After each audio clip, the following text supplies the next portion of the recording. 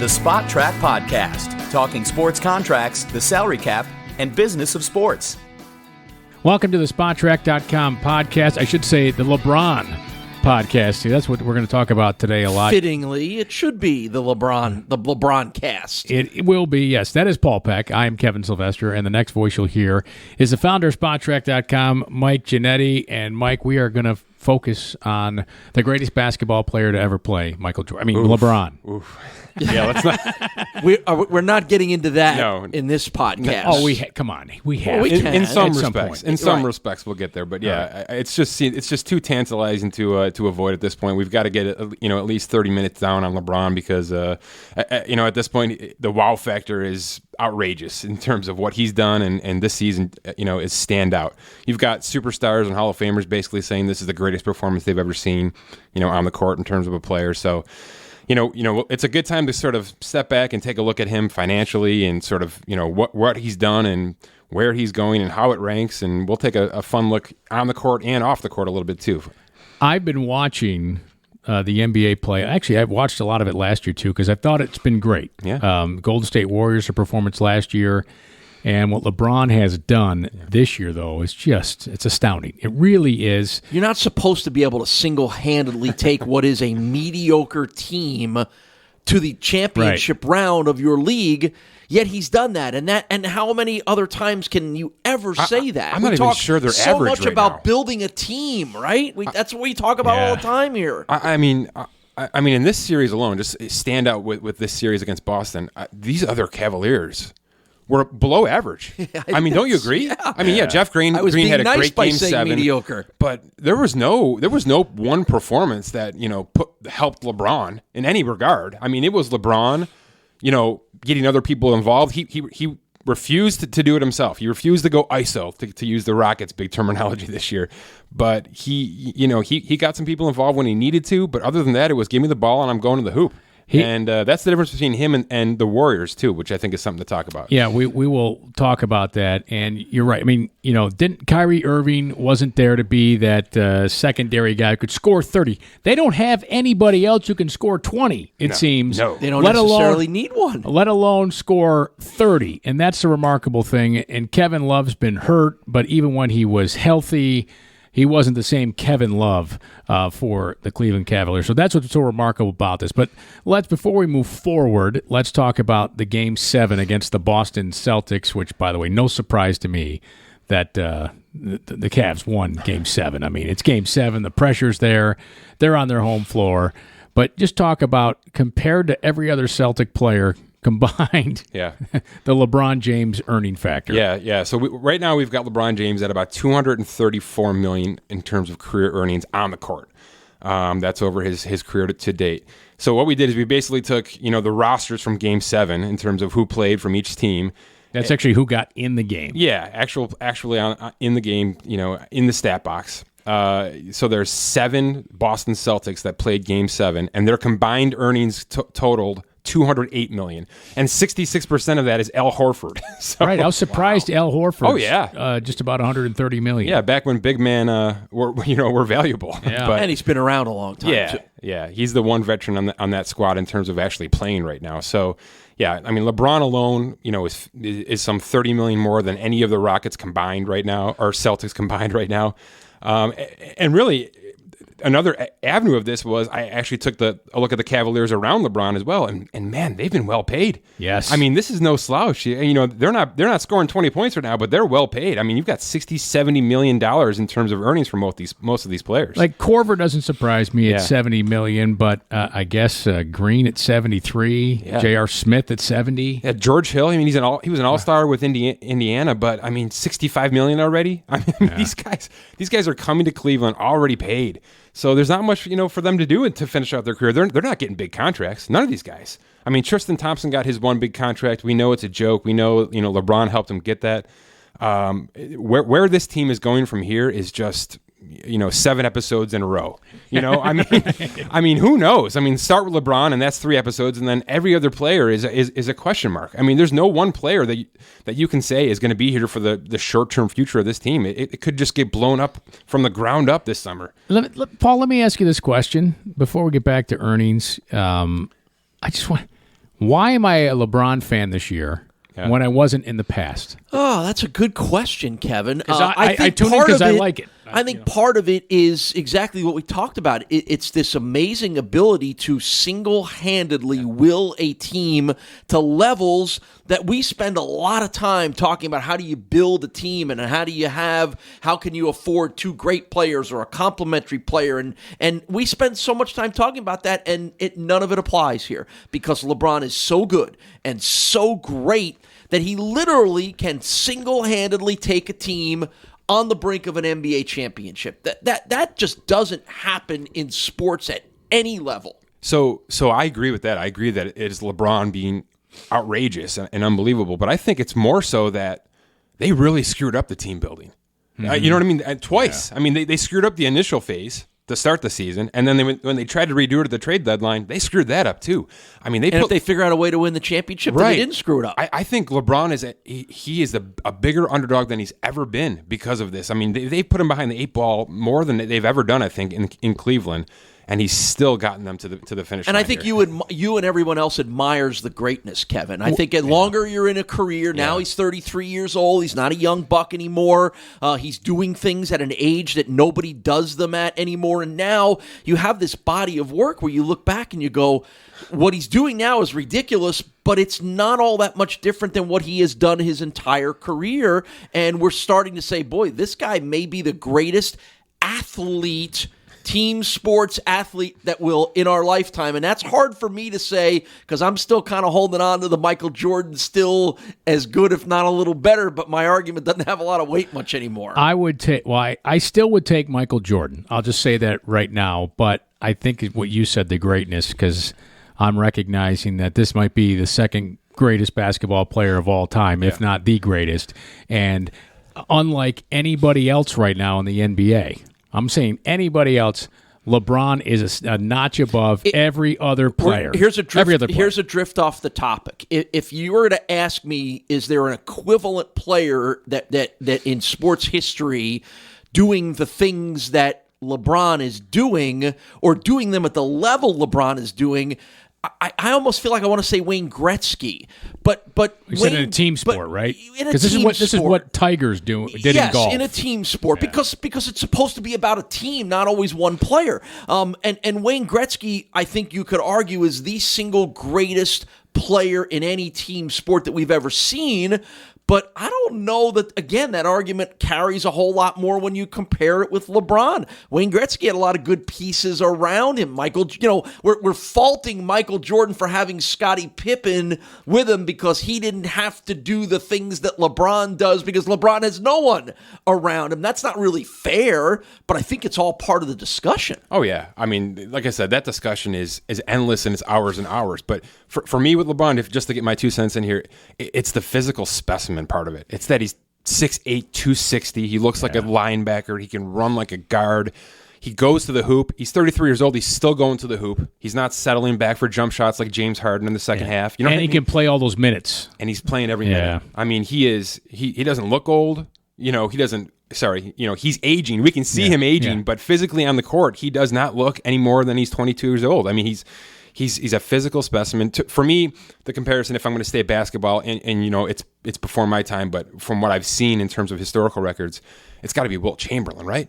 I mean, a guy who just kind of came in, he looked different than everybody, he played different, he changed the game. I mean, that's essentially what LeBron has done, right? Yes. And he did it for a long period of time. I think LeBron is actually surpassing the Wilt kind of chapter in terms of that, because LeBron has held court. I mean, clearly. I mean, eight straight championships, eight straight NBA finals. I mean, what else do we need to say? That's incredible. That's incredible. And again, those 8 teams were of much varying degrees of talent. They rip it up all the time. They rip it up and start over, and he can just make it work. It's the Tom Brady factor. Yes. Right? Yeah. A great comparison. Yeah, maybe Brady. All right, let's talk about his career basketball earnings for LeBron, because we're going to look at his career basketball earnings for him what it will be, and then we'll compare it to Michael Jordan. Yeah, because we'll compare the dollars with Michael Jordan. Yeah, we're going to have some fun here. So let's actually flip forward. Yeah, let's look at where his $234 million ranks. So right now, in terms of active players, it's second to Dirk Nowitzki. But we were expecting he's probably going to walk away at the end of this year. He sort of had a farewell tour year in Dallas there. So he steps away. LeBron's going to make his $30+ million next year. He'll become the active leader without any question. He's only behind 3 players. He's behind Kevin Garnett, who is the all-time leader at $334 million. Remember, he came right out of high school, LeBron. So did Kobe, who's second at $323 million. And then you've got Shaq at $286. So monster names ahead of him, all people he's associated with at some point in his career. By the way, what LeBron's doing now, it's eliminated the Kobe talk. Yeah, not to Kobe. Did you see Kobe's little tweet here? No, it doesn't shock me that he would. He had to factor in right after the LeBron's win, basically just reminding people that he's got a lot of championships and a lot of points and played a lot of minutes too. Sorry, Kobe. Nobody. It's interesting that he really doesn't even come into this conversation. At all. No, he doesn't. At all. No. With Michael Jordan's coach, and I mean, is it Shaq? Is it because he had this monster person with him for a lot of the run? Well, he won without Shaq, too. He did, but not a lot. It's not fair to hold that against him, but it's part of the argument. Yeah. I'll tell you what it is. He's not likable. That's part of it, He's too. not liked because of what occurred. Yeah. And just you hear stories from teammates. He just wasn't a likable guy. It's something. Great player. No question about it. He was must-see for me, too. I mean, LeBron is must-see TV. Kobe was, too, for a long time. I mean, he sort of trailed off there at the end, and we'll see what happens with LeBron here because he's showing no signs of that. Right. But yeah, it's interesting that, the guys above him all dominant. Yeah, but Kobe's not even in the conversation. No. At all. I mean, he's not even 3 on my list. Larry Bird's He's 3. not even a clickbait conversation, you know what I mean? He sort of just trails off. But yeah, he made his money, and LeBron's going to make his too. And, I assume probably 2 contracts down. He's going to sign a couple of short-term contracts here in the next couple of years. Just to kind of keep afloat and keep his control. But it should not take long. It should take about 3 years for him to become the all-time NBA earner in terms of career earnings. Now, you have this cool thing you did between LeBron. This is all SpotTrack.com. LeBron versus Michael Jordan. Yeah. And basketball earnings. Right. So this is very intriguing. Right. You can have the conversation on the court between LeBron and Jordan, until you're blue in the face. And really, there's no conversation in terms of the money either. I mean, Jordan's actual earnings are $89 million. That's what he took off the court. Boy, it seems paltry, doesn't it now? He missing it. It really does. You got to remember, he skipped a year and a half to go play minor league baseball unsuccessfully, very unsuccessfully. He played in a different era when there wasn't that kind of money. And the money was different. I mean, the salary caps were $2-3 million when he started, not even close. So, but here's what I did, because really this is where we're going at Spot Track with most of our sports, is we're taking a look at compensation based on the percent of the cap, right? So a lot of in the NBA, that's actually how it works. Right now with LeBron's salaries and all these elite players, they're able to earn a maximum of 35% of the league salary cap every year. So as the cap rises, that's why you're seeing these guys sign these extensions with timing in place, because they're sort of figuring out, when the CBA is going to expire, things like that, but also when the big jump in salary cap happens because of TV deals and things like that, because they're going to be able to cash in at a maximum of 35% of that big cap. So it's a timing issue with the NBA. Well, let's flash back. None of that existed with Jordan, right? There was no constraints and no percentages and things like that. It was just, he was the best player. So a lot of times there were, you tried to compensate him fairly, but also keep a team intact, because back then dynasties actually mattered. I mean, yes. Let's be honest. You wanted to stay with your team, and you wanted to keep your team and your coaching staff intact, and that was how it worked. So there really wasn't the big jump in money until 1996, when Jordan got back from baseball in 94-95. He came back at the end of the 95 year, and he sort of kind of rejuvenated that franchise. And they basically said, all right, we got to keep this guy here, and we're going to make it stick. They threw Jordan a $30 million salary in 1996, which was 123% of the league cap at the time. There was no rules against it. They could do whatever they wanted, and they wanted him to be in the fold, and they wanted to get back to a championship team. So for the next 2 years, they paid him $63 million, $30 and $33 million over the course of 2 seasons, which is absurd. It's just nuts in terms of the late 90s and how people were being compensated back then. So here's what I did. I took LeBron's percentages And I said, okay, let's say Jordan was constrained to a league percent. So I took LeBron's salary percentages based on the salary caps of the NBA from 2003 to 2017. And I said, what if Jordan had those percentages? And Jordan would have only earned $66 million over 15 seasons or whatever it was. So, he would have been a decent value in the current system. Let's fast forward. Let's flip it, right? Let's say there's no constraints and Jordan's percentages were able to be used on LeBron's salaries. Well, LeBron would have had a salary in 2015 of $86 million if the Cavs were able to give him 123% of the cap. Wow, so crazy. It's sort of a look at where the NBA has gone in terms of the CBA and the salary cap restrictions and things like that. But it's also a look at how back in the day, Jordan was a value. I mean, Jordan was making $2-3 million almost every single year, which was great in the 90s. But nothing. Now you got Steph Curry making $40 million a year, right? And he's not the best player in the league. No, he's not. But Jordan had Space Jam. We're going to get into that because that's actually a relevant conversation. The last point on the argument, and again, I know particularly now with the way LeBron is playing, it's become a popular topic of who's the greatest of all time, who's the better player, and guys of my age will tell you Jordan, and people that are younger will tell you LeBron. And as I said to you before, I think the argument on Jordan is getting a lot harder to make now. But again, it was a different time.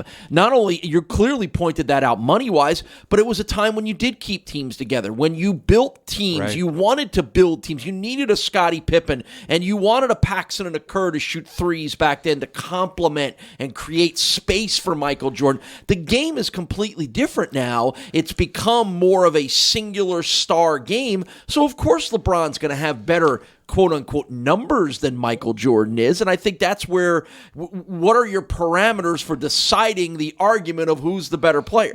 Well, I'll argue what has not changed. You need 3 offensive threats. LeBron's showing you don't, but the reason why he's shoulder on that because he doesn't. Yeah. Right? I mean, you look at last year's Cavs team, like he relied on Kyrie a lot. To create a lot of offense, to allow him to play more, and defend and all these other things, and conserve some energy. That's what makes it more remarkable what he's doing this year, because it was LeBron, it was Kyrie, it was Kevin Love. Let's not kid ourselves. They had a triangle of offense there. You need those 3 options. You look at the Warriors, the team they're going to face again. I mean, what is it? It's Kevin Durant, it's Steph Curry, and it's Tristan Thompson, right? And then every now and then you get a few buckets. It's Draymond Green or Klay Thompson. Klay Thompson. Klay Thompson. Tristan Thompson, the center from the Cavs. Right. Thank you. Barely. Yeah, that's right. So it's those 3, and then Draymond, if you can get 8 points out of him, you're like, but he does a lot of the other stuff that helps teams win, rebounding, defense, all that other stuff. He is the Dennis Rodman. Correct. He is. That's a great comparison. Golden State Warriors. Great comparison. All right. So so you still need those things. Yes. So, and that's why the Celtics went out and got Irving and Hayward, right? Right. To be 1 and 2. But when you're talking about Horford was when 3, you're talking about LeBron, who can do it without that, it just increases his stats and his numbers and all that other stuff that again help those people that want to yell at you about him being better than Jordan. That's what makes it easier case. That's what makes it this year great and unique, and why Hall of Famers are saying this is the greatest performance they've ever seen, because they know that the other players aren't legitimate 2 and 3s. No. Scoring threats. No, and he's gotten used to it at this point. You know what I mean? Yes, I mean, right. Since he left Miami and that 3-prong attack is gone, right. I mean, he's just adapted to it. I mean, he is 2 of those Warriors put together at this point. He's Kevin Durant plus Steph Curry at times. Right. He's bringing the ball up, and he's the guy that posts up and hits a fadeaway jumper. Well, and that's the other sort of subplot to the LeBron versus Jordan argument is LeBron is just a physical freak who can do some of the same things that Jordan did, and Jordan was half the size. That's right. I mean, don't take away that Jordan wasn't, because Jordan was. He was. I mean, but Jordan could contort his body.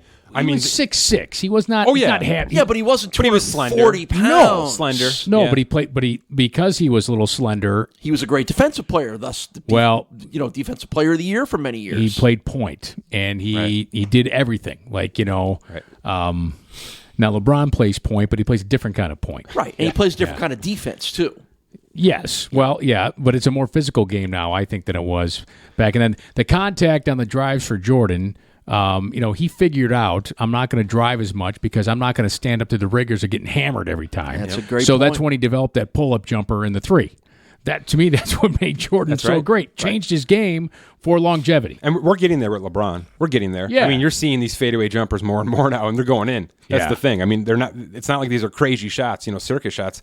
He's won some series on fadeaway jumpers this year. So. But he also had, Charles Oakley at times and Rodman, those guys who knock your block off if you hammer Jordan too hard, right? I mean, the different era of the NBA. Right. All right, let's. We're going to keep sprinkling in the argument here and there. Let me just pose one question, just to kind of round this out, right? So clearly the Bulls saw life without Jordan in 94, 95, right? Correct. They sort of saw what happens when he wasn't there and saw his value. And they lost. And he came back and they gave him $30 million. Right. They three-peated twice because they literally saw that without him they can't win. They can't even get to the postseason. Right. So if that was available to LeBron James, right? If Cleveland could say, not only do we not want you to leave our team, but now there's no argument that you're the most valuable player of any player in the league, right? And we need to compensate you accordingly. What would that be? What would it be? I mean, $100 million? It would have to be, right? It would be $100 million. It would have to be $100 million, right? I mean, we're talking about NFL quarterback contracts, right? Can he get a percentage of the team? Yeah. I'm just trying to think. That's like, how are you going to keep LeBron James there? You know what? If I'm Dan Gilbert, I'm like, dude, you're getting 5% ownership of the team. We're going to talk about the money he has outside of basketball. Okay. I think he'd have no trouble buying the Cavaliers. All right. Well, there you go. He could be like Jackie Moon, player coach. Well, and the transition to your next that would be very fun. Player owner. Next, there's one thing you can't argue in the LeBron versus Jordan argument is they were both dynamic celebrities, endorsement guys, business guys. The legacy of what they've done off the court continues to live in Jordan, in Air Jordans, and it will continue to live with LeBron James, and that's another interesting Jordan argument. owns a team, so it wouldn't surprise me if LeBron did. All right, let's talk about off-the-court earnings for LeBron James, because Michael Jordan made a ton of money off the court. Still. And I think you have the numbers there, too, with his Jordan brand with Nike, and that's allowed him to be owner of the Charlotte he Hornets. wants. Well, Charlotte Hornets, first and foremost. Yeah, so I just took a small surface dive into the endorsements that LeBron has acquired, just because really you can't just look at LeBron on the court anymore. I mean, he's become such a brand everywhere, and really areas I didn't even realize until I started to do this research. But I mean, we've seen him in commercials for decades now. And it's been a wide range of commercials. That's the other thing. He's not just locked into like 3 companies. He's letting himself go. I mean, he's sort of all over. He's Peyton Manning all over the place, right? I mean, I thought the tampon commercials were a little much for LeBron, but I didn't find those in the research. Okay, so he hasn't really let himself go. All right, all right. Well, he's still playing. We'll see what happens. I mean, the numbers are ridiculous. I'm not going to go down, number by number here, but let's just talk about a few here. I mean, we've seen him on these Sprite commercials. So Sprite's a Coca-Cola brand, and he's pitching baseball. Let me tell you why Sprite exists. I thought this was the most interesting. So Gatorade came calling, right? Gatorade, it came calling in 2003 when LeBron was coming out of high school, and everybody's saying this is the next Jordan. So logically, Gatorade steps in and says, all right, we've got to get involved. Well, I guess Gatorade threw 2 pitches at LeBron James, and he said no to both. So they must have lowballed him. I don't know. I don't have the money on that at all. But I thought it was interesting that in terms of the legacies of the two, that's a split. So Coca-Cola came in with their Powerade. They own Powerade, which is like the competitor to Gatorade, right? Right. And then it just sort of happened that Sprite became the front for LeBron here as his big promotion. But he has had almost 2.5 decades now with Coca-Cola Sprite. Although the Gatorade jingle still rings in my head. Yeah, like Mike. One. Sometimes I dream, right? Oh, yeah. Like Mike, right? But anyway, go ahead. Yeah, so I thought it was interesting that he chose elsewhere because he was sort of separating himself at that point, but he has not done the same. But it's smart. It's smart that he separated himself from I think so. Jordan, and, right. Sprite's paid him $30 million, estimated $30 million to date, so I think that'll be just fine. But to kind of go down the list here, just the investments. To me, the commercials are fun, and he's made a ton of money out of the Kias and the Does he drive a Kia? Do you think he drives a Kia? They made him. The part of the deal was he had to drive it to every game for the 4 years, the 4-year contract. So he did have to do that, and he had to tweet about it too. By the way, their new sports car is pretty cool, though. The Kia Stinger. Yeah. He probably drives one of those. I would imagine. Sweet. Yeah. All right. But yeah, he did just fine with them as well.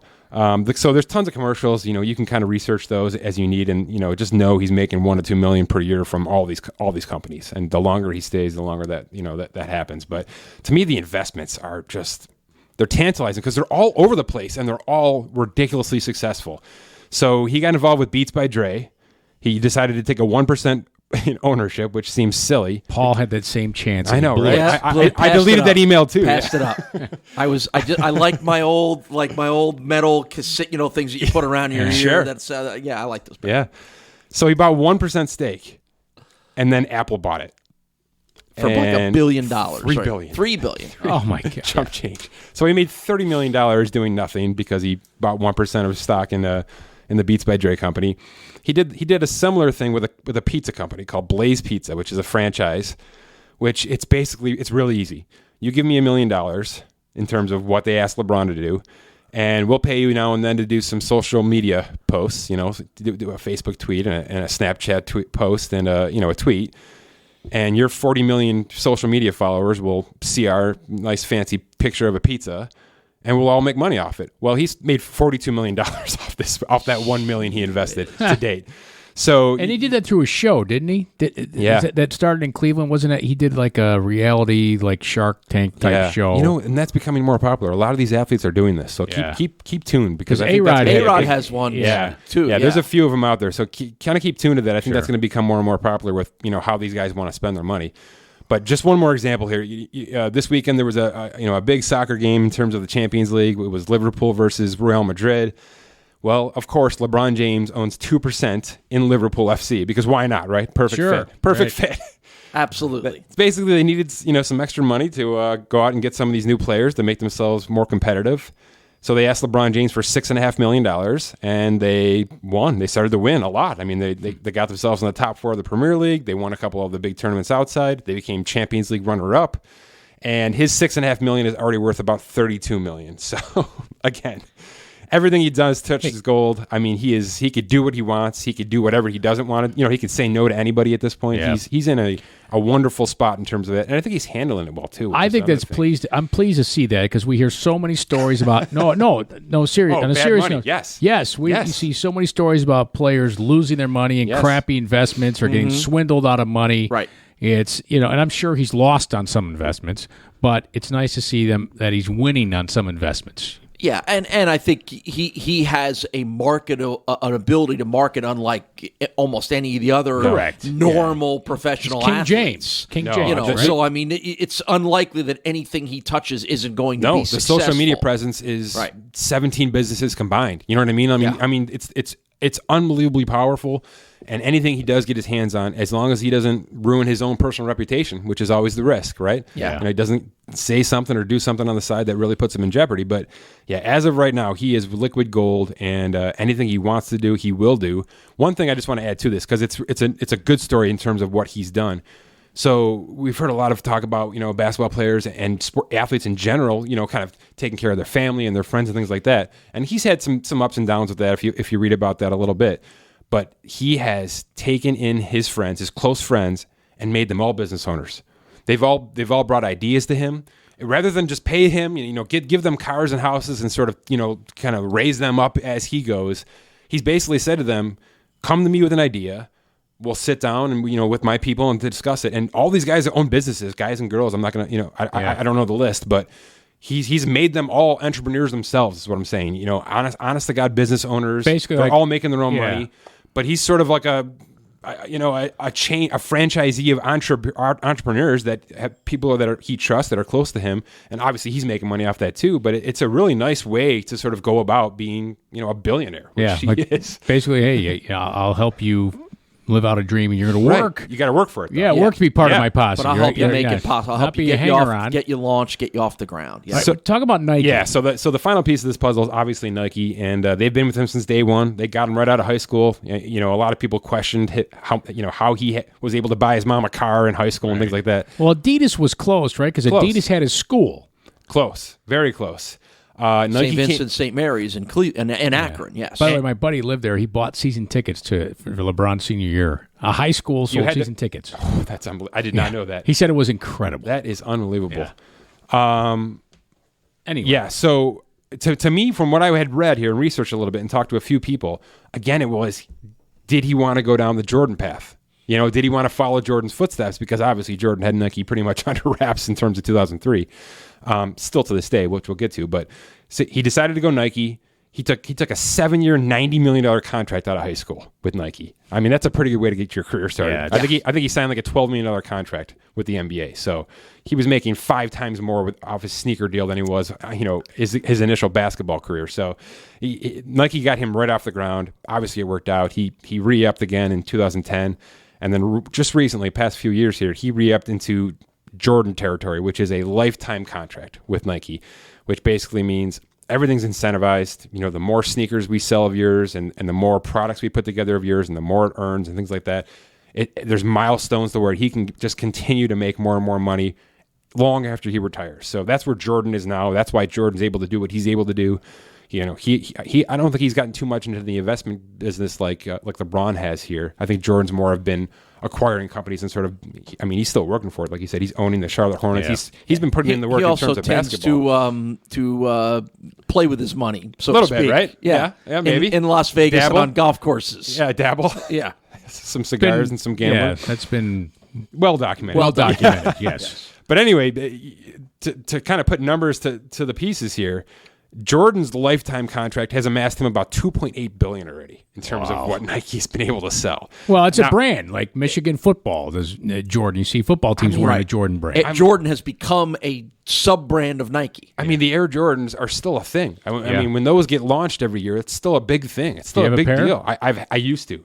I haven't gone there recently. I have a pair. Yeah. It's my third pair I've owned. Yeah. There you go. I mean, that's what's happening is Jordan's just sort of lasting through his sneakers, and it's been a massive payday for him. So Nike they don't attest that LeBron will get to those numbers. LeBron's sneaker line has never been crazy popular. It's never been like its own brand. Yeah, there's also a lot of other competition, too. There was no other competition, really, when Jordan launched the Air Jordans. I just find the LeBron shoes not as clean looking as a Jordan my wife shoe. kind of said the same thing. My wife was not a fan of what he was wearing in Game 7. So, I don't know. They're maybe chunkier. And Yeah, so, he's doing fine. I think he's selling like $350 million a year. So yeah, he's doing okay. Yeah, I think he'll be okay. He'll survive. But he's got a lifetime deal. He's going to be a billionaire from Nike, and everything else will sort of fall into place behind it, I think. All right, so he can put gas in the Kia is what you're saying. Yes, he will. Until that contract expires. Yeah. So what's next for LeBron? Because that's hanging over there too, right? The opt-out. It's been quiet, though, as we've all reveled in his incredible success. There hasn't been a lot of chatter about what potentially is next. So I want to give a little shout out to ESPN here because they did a really nice piece on the sort of the wealthiest players, not just in their sport, but with endorsements and things like that. And one of the things that I thought was really interesting is the top 3 or 4 or 5 guys that they've got mentioned here have all moved around a little bit. And there's talk. I mean, Cristiano Ronaldo, the soccer player, is still the number 1. He's still above LeBron. Those are the 1, 2. But Ronaldo just had his big win Saturday in the Champions League game, and he took a post-game interview and kind of said, "It's been great," and that doesn't mean he's leaving, but he's left before. Yeah, this is his 3rd franchise. It's kind of how you leverage some of that big money. Yeah, too, and there might be some of that happening, but he's shown he would leave, and a lot of people think he might again. So I just thought it's interesting that these guys with this money and they're winning too. It's not like they're on bad teams. I mean, LeBron and Ronaldo, they're on incredible teams right now. So I just thought it was interesting that the urge to move, the urge to sort of start over, maybe get challenged again. Maybe they're bored. Is there with these top highest earning players, and I think maybe we're seeing that with LeBron again. Maybe he's just kind of sick of being this much, this tired. Let's be honest. Sure. I mean, he looks dead tired. Let's be honest.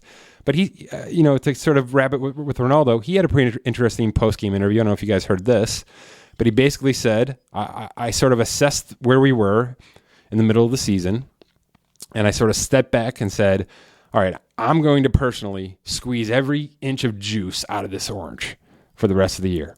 However far I can get this team, I'm going to do it. I'm going to take it on no matter who's here, no matter how the trade deadline works out. I'm going to do everything I can to get the last drop out of this team. And it was said in a way that basically said, I'm going to go as far as I can go this year, and then, whatever. That's how everybody's the way interpreting. the game is played now, right? I mean, it's the way how any big star in any big sport will, if he doesn't like what's around him or doesn't feel like the team is showing him enough love, the players have become more important than the team, and the players know that, and they can market themselves and thinking, okay, who wants me? Who wants me? What do you think? I think if LeBron wins the championship, Okay. what more can he do in Cleveland, right? And the other part of it is, But why would he need to go somebody else? That's the other part of it. Right. Even if he doesn't win, like, he is the king of Cleveland. Yeah.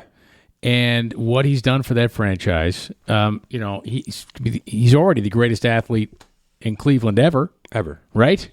And I could see him owning that team, and that would be Ernest Biner might have an argument with you on that. Jim Brown. Jim Brown.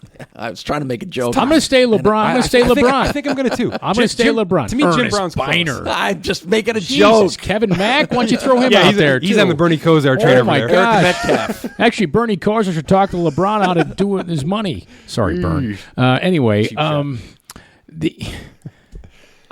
Isn't it so tough? I think if you want to keep LeBron there, given his what appears to be great business acumen, you've got to figure out a way where you can buy into the team. I don't know if you can do that. I don't know NBA that you're rules, going to be able to keep him if he chooses that he wants another challenge. And I think that's where we're at, where the star players dictate this now. And again, we could all sit here and say, if they don't win, if they do win, what more does he need to do for Cleveland? It's not even about that anymore. He doesn't know the city anything else. If he decides that he wants, for the final leg of his career, to have another challenge in another city with another group of players, and then he's going to do that. And I don't know that he'll think twice about how it'll play in Cleveland. He did that already once before. I know it's his hometown, and I know that means something to him, but he's an international brand. It doesn't matter where he puts his head down at night, whether it's his hometown or not. It doesn't really matter. That's why he should stay, because it doesn't matter where he is. He doesn't need to go to New York or L.A. It doesn't matter. It doesn't matter. But he's already done the Cleveland thing, So twice what? now. Again, I would not. It's easy for me to say I don't live in Cleveland. I would have no problem if he said, I want to go to L.A. I want to live in a bigger city, a bigger market. I want to have my production company here, there, whatever the reasons may be. But he can do that in the off season, and but his impact of doing it with another team and carrying another team to the LeBron level. Let me ask you this question: is part of it. What if LeBron wins a championship and says, "I'm done"? I've thought about that. I'm retiring. That crossed what my more do I mind. have to prove? It crossed my mind. It did. If he wins it this year the way he's doing it, right. I could totally see that happening. Right, because everything else is off a cliff at this point, right? I mean, 8 straight championships, right? I mean, he won with Cleveland 2. This would be 2 in a row, right? I mean, right. What do we? Yeah, what more? We just talked about all the investments. Right? The lifetime Nike contract. There's no reason. But you know at 34 years old, there's no reason. Yeah, the reason why I'll continue playing is because he's damn good at it and he loves doing it. He is. Right? And I mean, he still loves doing it. Which I think could be more of a reason why he would leave to find another challenge. Actually, I could see him playing till he's like 43. Jordan played at 42? Yeah, I think so. With the Wizards, excuse me. Is he going to have to do that to keep the conversation going? I don't know. I mean, just another thing. All right, well, we can keep our conversation going for weeks and weeks and weeks, but we don't want to let me throw forever. But let me throw one more one thing out. One yes. parting shot here, because let's just assume he leaves. Let's just assume it. Okay. Let's also not assume that he's going to opt out to leave. All right, because we just saw a really successful situation in Houston where a superstar opted in and was traded. And sort of everybody won, right, with Chris Paul. Everybody won with Chris Paul's situation. Except for the Rockets in Game 7. Yeah, well, anyhow, Chris that Paul notwithstanding. That would be LeBron's parting gift to his right. hometown. So you mentioned that he left before. It was ugly.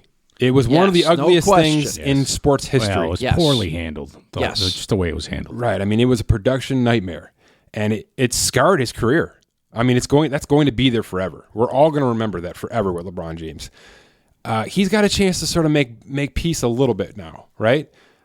Chris Paul opted into the final year of his salary, and then basically said, "Trade me," and they traded him to Houston. The Clippers traded him to Houston for 6 players, a first-round pick, and cash. That's a haul. Now, they ended up waiving a lot of those guys. A lot of it was semantics, but they got a couple of real good players. They got a first-round pick in this June's draft, and they were able to take some cash on as well for a rental player. I mean, a superstar, but a rental player. That's something that can happen, all right, in Cleveland. And it's something that Cleveland really desperately needs if they're going to lose LeBron James, because they can't afford anything right now. They've got these Tristan Thompsons and these J.R. Smiths, these guys on contracts for a few more years. That's not going to allow them to be, diligent in free agency like they want to be. It will need to be in terms of wins. So that should be something that we're thinking about. LeBron can opt into $35.6 million. That's more than he can actually make if he opts out. So if he opts in, he can make a little bit more money. He can say trade me. He's got a no trade clause, so he can waive that as needed to the team that he picks. And Cleveland can get a decent haul in return so that their franchise sort of stays, where they are and gets a little bit better in the next couple of years without him. And LeBron can go on to where he wants to go. So as just a parting shot with this LeBron conversation, June 29th is the date for his option. June 29th is the deadline for him to opt in or opt out to that $35.6 million. And if he opts in, let's not assume he's staying, because we just saw a very successful situation where Chris Paul said, I want to get moved, but I want to make sure the Clippers are done right by me doing so. So, it's a situation to think about. It's something LeBron could do to sort of make peace in terms of how that Miami situation was handled, and, something to watch in the next 3-4 weeks here. All right, great stuff. You can find all of LeBron's numbers and the comparisons at SpotTrack.com. For Mike Giannetti and Paul Peck, I'm Kevin Sylvester, and Michael Jordan's still better than LeBron. All right. Thought I'd throw that out there. Send your debates too via Twitter. Send it to Mike's Twitter address to the Spot Track one. All right. Talk to you next week.